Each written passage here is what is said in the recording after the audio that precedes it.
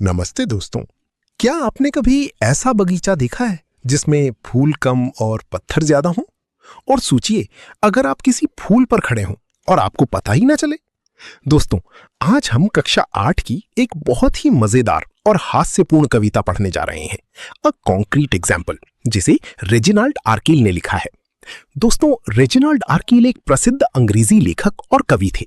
उनकी रचनाएं अक्सर हास्य से भरपूर होती हैं और साधारण जीवन की छोटी छोटी बातों को मजेदार तरीके से प्रस्तुत करती हैं। ये कविता भी उसी का एक सुंदर उदाहरण है, जहां एक साधारण से बगीचे के माध्यम से कवि हमें ये दिखाते हैं कि हर व्यक्ति की पसंद अलग होती है। तो चलिए दोस्तों, अब हम इस कविता को स्टैंजा बाय स्टैंजा आसान भाषा में समझते हैं। अब हम कविता के पहले अंतरे को पढ़ते हैं। So friends, let's read stanza 1 first. My next door neighbor, Mrs. Jones, has got a garden full of stones.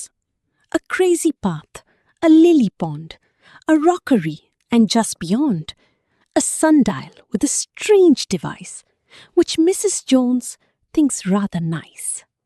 दोस्तों, पहले अंतरे में कवि अपनी पड़ोसन मिसेस जोन्स के बारे में बताते हैं। उनका बगीचा बहुत ही अलग है, क्योंकि उसमें फूलों की जगह ज्यादातर पत्थर हैं।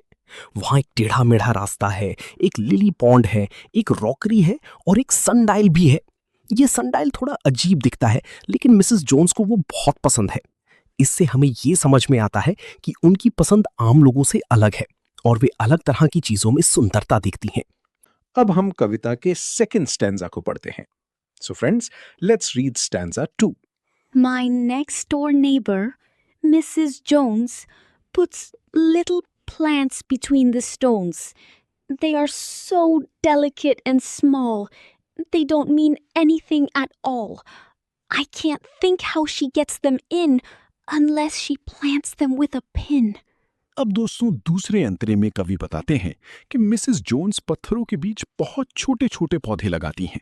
ये पौधे इतने छोटे और नाजुक होते हैं कि उन्हें देखना बहुत मुश्किल होता है। कवि को लगता है कि इनका कोई खास मतलब ही नहीं है।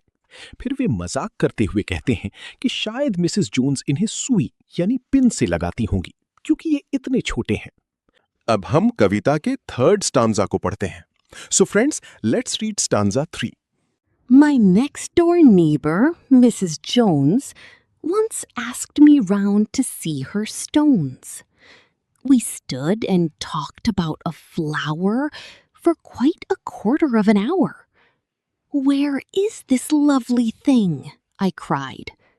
You're standing on it, she replied. दोस्तों, इस अंतरे में कविता का सबसे मजेदार हिस्सा आता है। एक दिन मिसेस जोन्स कवि को अपने बगीचे में बुलाती हैं ताकि वे उन्हें अपने पत्थर और पौधे दिखा सकें।